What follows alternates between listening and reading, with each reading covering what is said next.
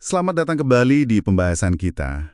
Anda mungkin sering dengar ya, investor modal ventura atau VC itu geraknya cepet banget kalau nilai peluang. Gimana sih caranya? Hari ini kita coba bedah sumber Anda, khususnya dari buku The Venture Mindset. Ada satu konsep kunci nih, namanya pola pikir siap atau prepared mind. Kita mau lihat gimana konsep ini bantu VC ya, buat mengenali ide bagus atau malah hindari jebakan. Yuk kita mulai aja. Iya, jadi konsep ini akarnya dari kutipan Louis Pasteur yang bilang kalau kesempatan hanya berpihak pada pikiran yang siap. Maksudnya gini, kalau pikiran kita udah terlatih, punya bekal pengetahuan, pengalaman, nah kita jadi lebih mungkin ngenalin sesuatu yang berharga pas kita lihat. Orang lain mungkin lewat aja gitu. Pikiran yang siap ya?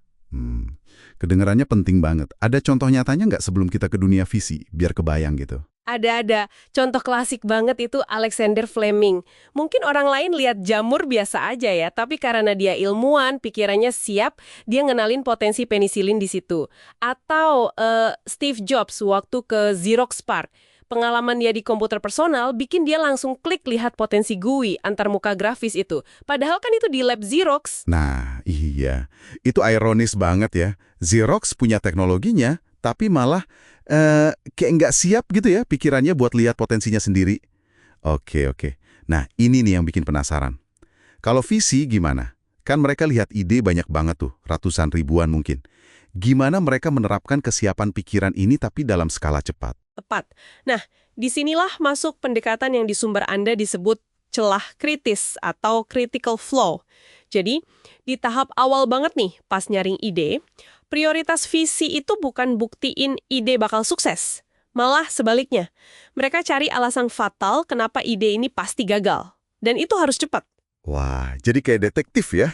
Cari satu bukti buat nutup kasus. Fokusnya malah cari alasan buat nolak ya.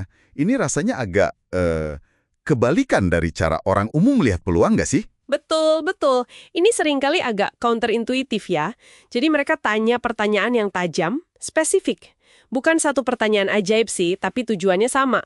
Nemuin kelemahan fatal atau red flag secepat mungkin. Tujuannya yaitu, biar bisa bilang enggak dengan efisien. Hemat waktu, hemat energi. Bisa lanjut ke peluang berikutnya.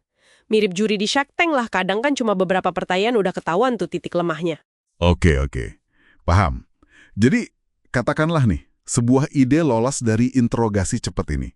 Nggak ada red flag fatal yang kelihatan langsung. Terus gimana? Langsung investasi gitu ya? Nah, justru di sini pola pikirnya geser. Ini penting banget. Setelah lolos saringan cepat yang tadi, yang fokus cari celah, pola pikirnya berubah jadi skeptis. Skeptis mendalam. Baru deh mereka mulai yang namanya uji tuntas, due diligence. Jauh lebih teliti.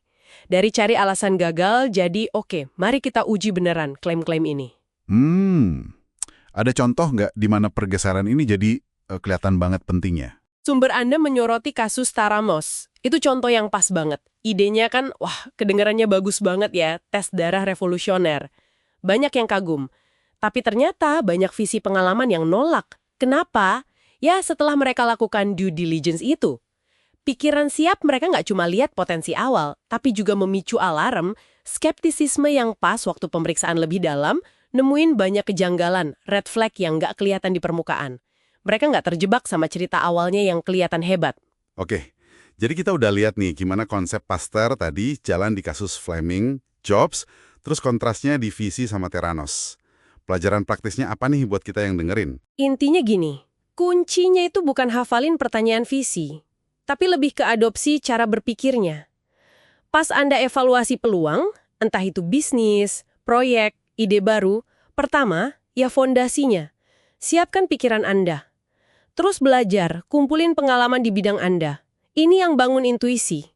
Kedua, pas ada peluang dateng, coba deh, logikanya dibalik sedikit. Prioritaskan cari celah kritis. Tanya ke diri sendiri atau tim. Apa sih alasan paling kuat ide ini bakal gagal? Cari red flags utamanya dulu. Ketiga, baru menyelam lebih dalam dengan skeptisisme yang sehat, tapi ini hanya jika ide tadi lolos saringan cepat yang pertama.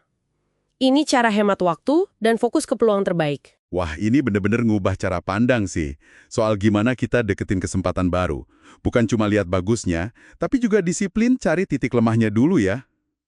Nah, Sebagai penutup nih, mungkin ada satu pertanyaan buat Anda renungkan.